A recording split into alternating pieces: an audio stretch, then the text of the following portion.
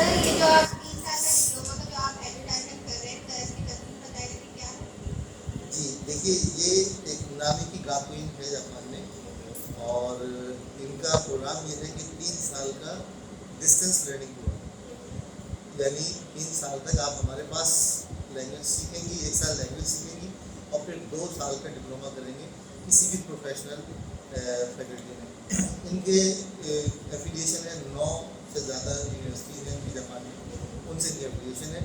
आप 110 कैटेगरीज हैं, किस कैटेगरी में आप पढ़ना चाहती हैं, मेडिकल पढ़ना चाहती हैं, इंजीनियरिंग पढ़ना चाहती हैं, बिजनेस मैनेजमेंट करना चाहती हैं, ये सारा आपके ऊपर। तो आप पहले 1 साल जैपनीज लैंग्वेज सीखेंगे, N3 तक हम आपको पढ़ाएंगे। जैपनीज जापानी जुबान के 5 लेवल हैं, बेसिक N5 है, फिर N4, फिर N3। तो हम 1 साल में आपको N3 तक का पढ़ा के आपका एग्जाम दिलवा के N3 का सर्टिफिकेट दिलवाएंगे। उसके बाद फिर 2 साल जो है वो आप कोई भी प्रोफेशनल फील्ड में 2 साल का डिप्लोमा करेंगी और ये डिप्लोमा का सर्टिफिकेट जापान की यूनिवर्सिटी से आपको आएगा। तो सर इसमें एज लिमिट क्या है। अच्छा, इसमें एज लिमिट कोई नहीं है, और इसमें पहले मैं आपको कुछ चीज़ बता दूं कि इसमें सहूलत ये है कि आप जिस वक्त एडमिशन लेते हैं और आप पढ़ना शुरू करते हैं, पढ़ने के 3 महीने बाद आपको हम एक दफ़ा जापान भेजते हैं। 3 से 4 महीने, 3 महीने बाद हम आपके डॉक्यूमेंटेशन शुरू कर देते हैं और आपको जापान भेजते हैं 10 दिन के लिए।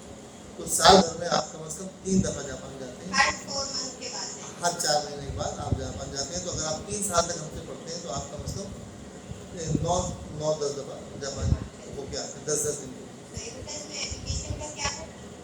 मैट्रिक, इसमें मैट्रिक तालीम होनी चाहिए। लैंग्वेज बहुत अहम है, सबसे पहले हम आपको 1 साल लैंग्वेज सिखाएंगे और उसके बाद डिप्लोमा करेंगे आप।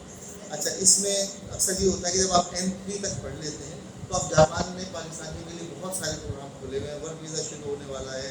कुछ लोग ऑनलाइन जो है अप्लाई करके जो है जब N3 तक आपकी काबिलियत हो जाती है तो आप जैपनीज लिखना पढ़ना बोलना आपको अच्छी आ जाती है। फिर आप क्या करते हैं, किसी जैपनीज कंपनी से करेस्पॉन्डेंस करते हैं और आप जॉब तलाश कर लेते हैं। अब आप कहते हैं भाई मुझे तो ज़रूरत नहीं है, मुझे तो कंपनी में जॉब मिल रही है, अब मुझे आपकी ज़रूरत नहीं है। तो हम कहते हैं ठीक है, आप बीच में स्किप कर सकते हैं। इसके लिए हमने सहूलत ये रखी है कि आमतौर पर जापान की तमाम यूनिवर्सिटी हैं वो 1 साल की फीस जो है वो चार्ज करती है। हमने सहूलत ये रखी है कि नहीं भाई, हमने उनसे बात की कि ये 1 साल की फीस हमारे स्टूडेंट पे नहीं कर सकेंगे, तो आप उसको 6-6 महीने में ब्रेक करेंगे। तो 6-6 महीने की आप फीस पे करेंगी और आप बीच में जिस वक्त चाहें आप वो स्किप कर सकते हैं। इसमें अच्छी बात यह है कि इसमें गारंटी जापान का वीज़ा है कि आपको 10 दिन के लिए हम जापान भेजेंगे। इसका मैंने हमने क्या नाम है आए थे जापान के फॉरेन मिनिस्टर रह चुके हैं जापान के, मिस्टर शोजो आजुमा, वो आए थे और उनके असिस्टेंट आए थे मिस्टर हस्की, और हम लोग जाके उनके साथ कौंसल जनरल साहब से बात की और इस्लामाबाद में एम्बेसी से बात की। ये हमारा प्रोग्राम है, इसमें हम अपने स्टूडेंट को जापान लेके जाएंगे 10 दिन के लिए। तो एक तरह से नहीं, उन्होंने मुकम्मल ताउन का यकीन दिलाया कि आपके स्टूडेंट को जो इस प्रोग्राम में रजिस्टर्ड होंगे उनको 100% जो है वो वीज़ा दिया जाएगा। तो इसका जो कैरियर वगैरह ये आप थोड़ा सा डिस्कस करें कि क्या मतलब हमें कहाँ की डिग्री मिलेगी, क्या इसके बारे में आप 1 साल जैसे मैंने बताया, 1 साल जो है वो आप लैंग्वेज सीखेंगे, N3 करेंगे और उसके बाद फिर आप 2 साल किसी भी फील्ड में डिप्लोमा करेंगे। जब आपको जापान की डिग्री या जापान का डिप्लोमा मिल जाएगा तो फिर आप खुद भी अप्लाई कर सकती हैं जॉब, और नहीं तो ये नामी की गाकुइन जो है वो आपको खुद भी जॉब आपको जॉब सर्च में हेल्प करेंगे।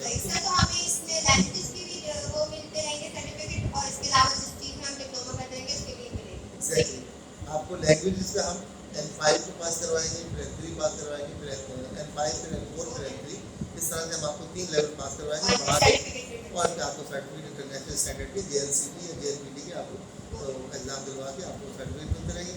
तो आपकी इंटरनेशनल रिकग्निशन हो जाएगी कि अगर आप N3 तक आपने पढ़ाई की हुई है, फिर आप 2 साल का डिप्लोमा करेंगे।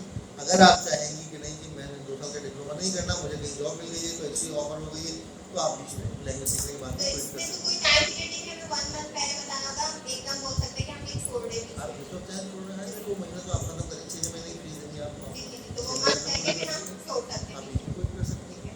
अच्छा सर, तो फीस स्ट्रक्चर थोड़ा सा आप गाइड कर देंगे जी, फी स्ट्रक्चर इसका अभी हम इस पर फेसबुक पे भी डालेंगे कि इसमें इनकी फी स्ट्रक्चर ये है कि सबसे पहले एंट्री फीस है 30,000 की, और फिर एक एंट्री टेस्ट है इनका, वो 10,000 है उसकी फीस है, और उसके बाद 1,26,000 है 6 महीने की फीस है। फिर आप जितनी बार जापान जाएंगे हर बाद में आपका जो वहाँ पे क़याम मुकाम होगा उसकी 75,000 है, उसकी एक ट्रिप की 75,000 वो खर्चा है। टिकट आपका, टिकट आपका 75,000 देंगे वो वहाँ पे रिहाइश वगैरह मिलेगी रिहाइश और वीजा वगैरह देंगे। रिहाइश घुमाना फिराना जो भी आप करेंगे उसमें 75,000 और वीज़ा उसमें ज़ाहिर है वीज़ा आपको मिलेगा। तो ये एक प्रोग्राम है। और उसके बाद जो आप यहाँ जो पढ़ाई करेंगे उसके 7,000 रुपये चार्ज करते हैं। आमतौर पर हम जैपनीज़ पढ़ाने के अपने स्टूडेंट को आपको मालूम होगा 10,000 रुपये महीना हम चार्ज करते हैं, लेकिन क्योंकि इस प्रोग्राम में बड़ा चार्म है और इस प्रोग्राम में बड़ा कैरियर एनहेंसमेंट है, बहुत ज़बरदस्त मौके, तो हमने अपने यूथ को ये मौके इन मौके से फ़ायदा उठाने के लिए हमने इसकी फ़ीस भी कम की, अपनी ट्यूशन फीस कम की, 10,000 के बजाय 7,000 चार्ज करेंगे पर मंथ। तो आप 7,000 पर मंथ हमारी फीस देंगे, उनकी 6 महीने की 1,26,000 की फीस देंगी। अपने जब भी आप जितनी बार भी जाएंगे उसके 75,000 ये देंगे।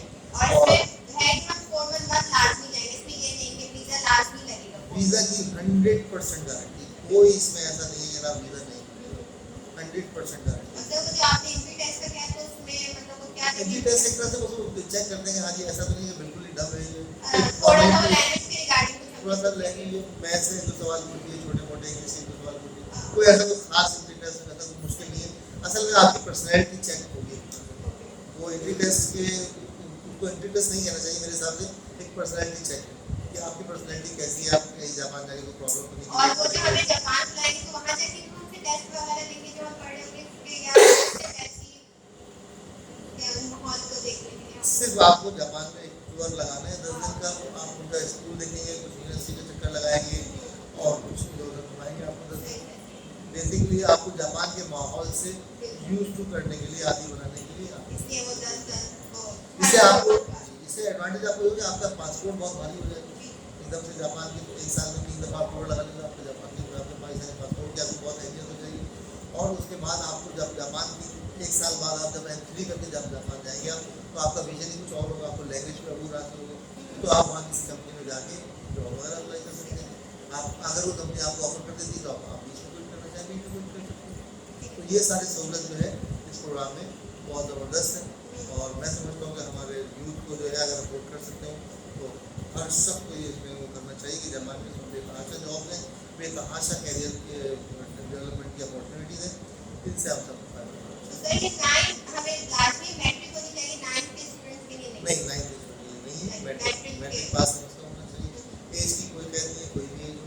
अच्छा इसमें कुछ ऐसे स्टूडेंट ऐसे हैं जब उनके वीज़े रिफ्यूज़ हो गए, किसी वजह से उनको जनाब वीज़ा नहीं मिल पाया, या उन्होंने अप्लाई किया था और वीज़ा वहाँ से COE इशू नहीं हुआ उनका, या वहाँ से COE इशू हो गया था स्टूडेंट वीज़ा के लिए और फिर यहाँ आके उनको रिफ्यूज़ कर दिया गया, तो वो सब जो है वो दोबारा अप्लाई कर सकते हैं, कोई इशू नहीं है।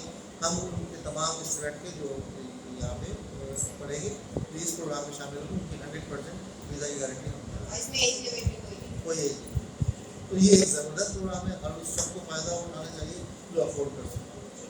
ठीक है, थैंक यू।